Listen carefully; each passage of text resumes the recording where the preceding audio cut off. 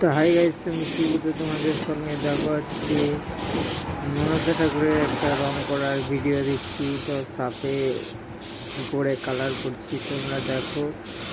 আর অনেক ভিডিও করা আছে, তোমাদেরকে দেওয়া হচ্ছে না, ভিডিও দিতে পারছি না, কাজের চাপে, বাড়ির কাজ এবং দোকানেও কাজের চাপে দিতে পারছি না।